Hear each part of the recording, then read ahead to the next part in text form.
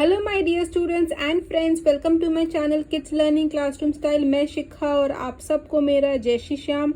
आज का हमारा सब्जेक्ट है इंग्लिश ग्रामर एंड टॉपिक है नाउन्स। आज हम नाउन क्या होता है वो जानेंगे and what are the various types of nouns that also we learn.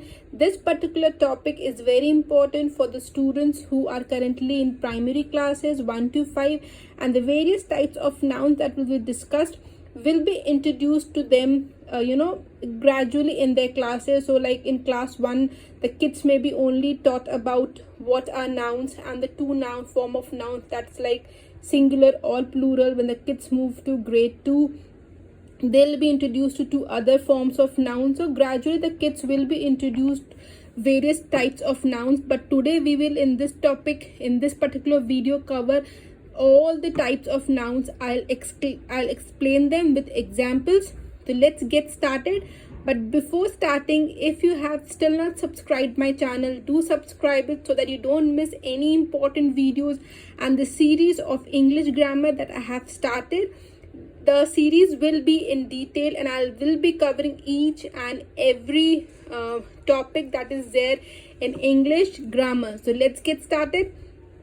What is noun? So a noun is a word that represents a person, place, thing or idea. So it can be any word that represent either a person, a place, a thing or idea. And what is noun? Noun is also called naming words. So nouns can be categorized into several types based on their characteristics. So based on their characteristics, nouns be classified basically into many categories, which is 9 to 10 categories. Quickly we'll have a look on those categories and then we'll discuss in detail. So here are the various types of nouns.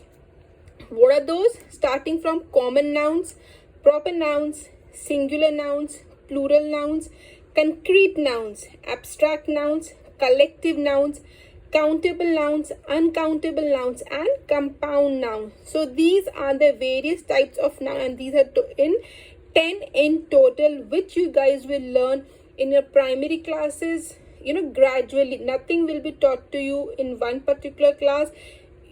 The topics will be introduced step by step. So in one particular class, you may be in one particular grade, you will be introduced to one or two types, then gradually two, and that's how we move and complete the entire topic of nouns.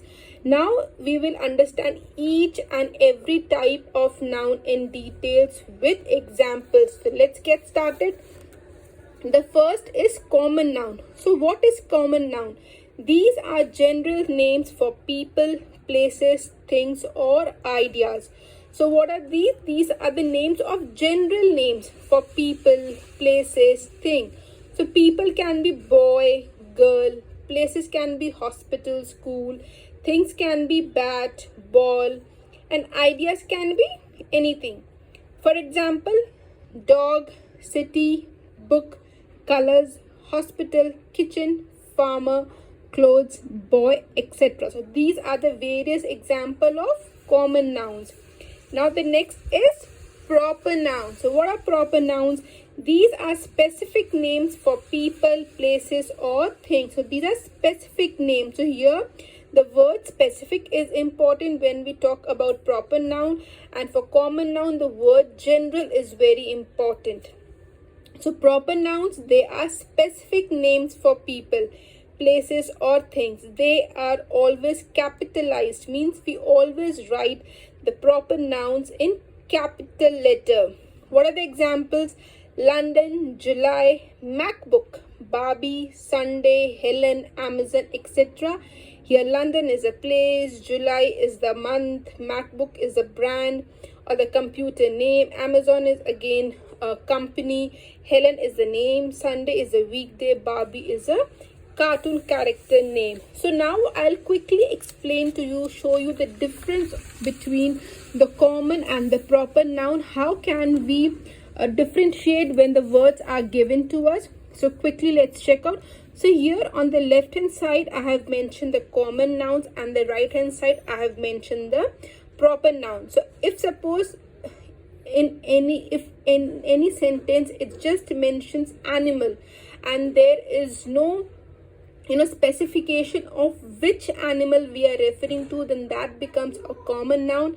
But the moment in the sentence we have the word, specification of that particular type, then that becomes a proper noun. So here animal, just animal, if we say it's a common noun, lion is a proper noun, flower common, rose is a proper noun, tree, oak, language English, color yellow. So color, which color? We say I like color. Which color? If we have not specified, then that is common noun. But the moment we specify the color name, it becomes a proper noun. Beach, bundi beach, fruit, orange, book, Harry Potter, desert, chocolate cake, river, Nile, country, India, planet, Venus, food, Chinese, company, Apple Inc., movie, The Godfather.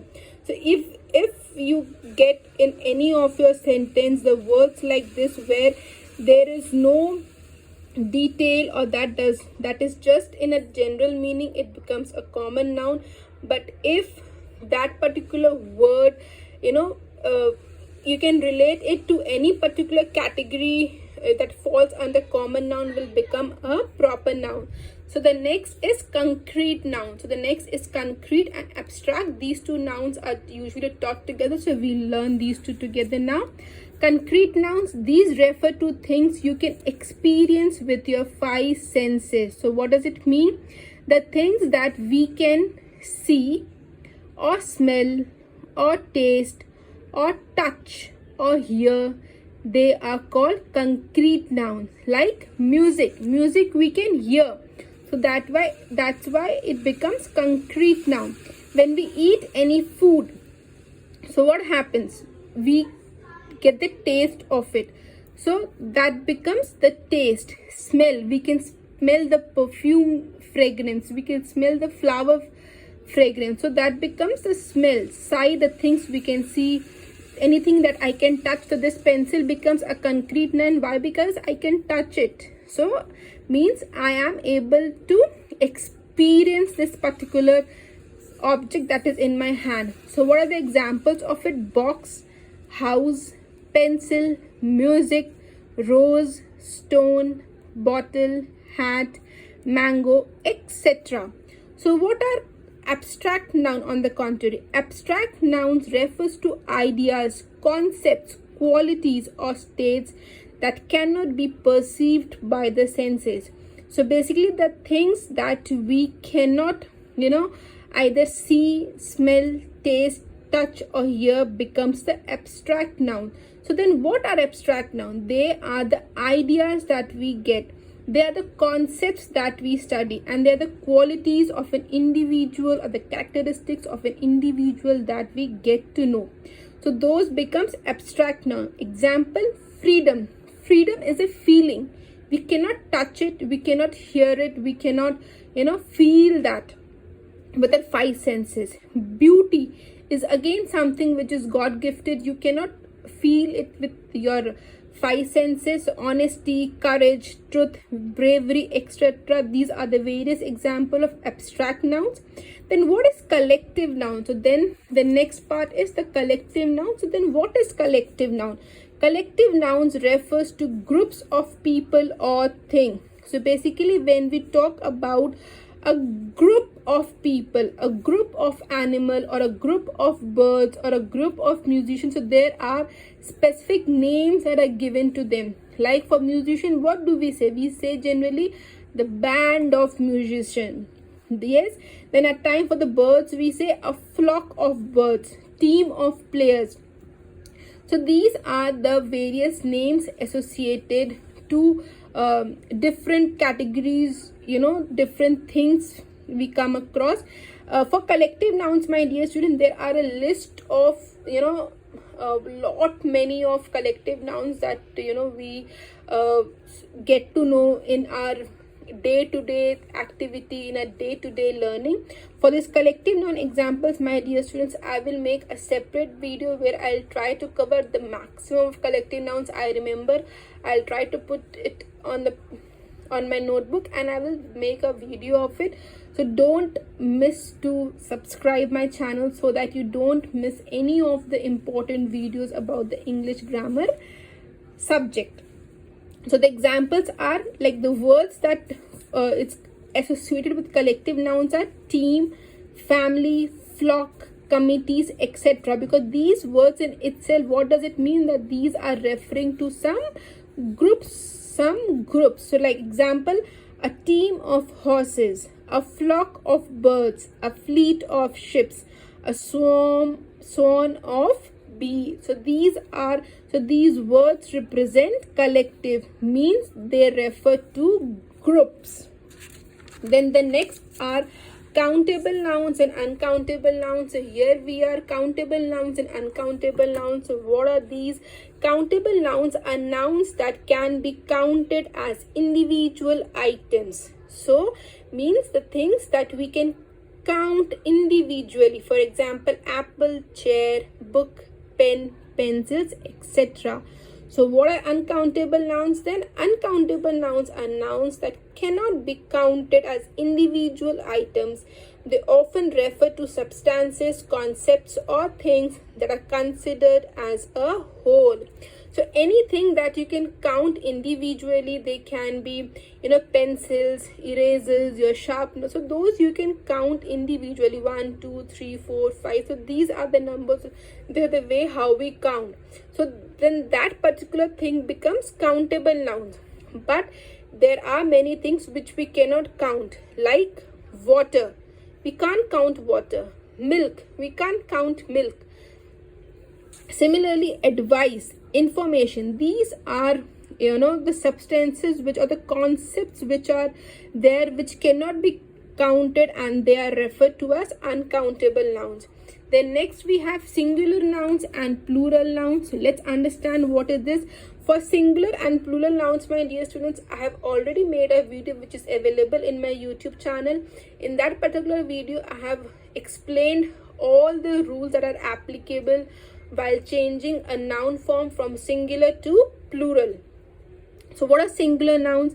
These refer to one person, place, thing, or idea. So when we talk about a single person, one place, one thing, or one idea, that becomes a singular noun. Cat, house, book, orange are some of its examples. Similarly, what are plural nouns? These refers to more than one person, thing, or idea. So when we talk about anything, any person, any place, or any idea which is more than one, that becomes plural nouns. And how does plural nouns represented? When we add s to it, but then this concept, but then this rule does not apply to all the words. Yes, so for that, what are the rules that are there for changing a noun to singular and plural? Do check my video. Cats, houses, books, oranges, etc. are some examples of plural nouns. So the next, what is that? The next is the compound noun here. So what are compound nouns? These are nouns formed by combining two or more words. So when we combine two or more words, it becomes a compound noun. So the compound noun can be written either two words together, or two words given by a space, or two words, or three words, but there's a hyphen in between. So for example, sunflower. So there are two words, sun and flower. They are written together. There is no space or hyphen in between. Then two or more words, two words are there, but there is space in between, like high school. Two or more words with a hyphen, like mother-in-law, father-in-law, sister-in-law, etc. So here, my dear students, if you see this particular chart, we have covered all the nouns, that all the 10 types of nouns that I had mentioned in this particular chart. And my dear student, this particular chart will be very helpful for you guys to understand, and to always check out and make a revision of the noun topic whenever you come across through your exams. So at home, if you anytime feel, if anytime you want to do some craft work, or maybe you're getting a little, you want to take a break from your studies for some time, then you can do all this activity, so that you can a kind of not spend too much screen time by watching TV or phone. We can do such kind of work which will help in our studies. Yes, stay tuned for the next topic. तब तक के लिए आप सबको मेरा जय श्री श्याम.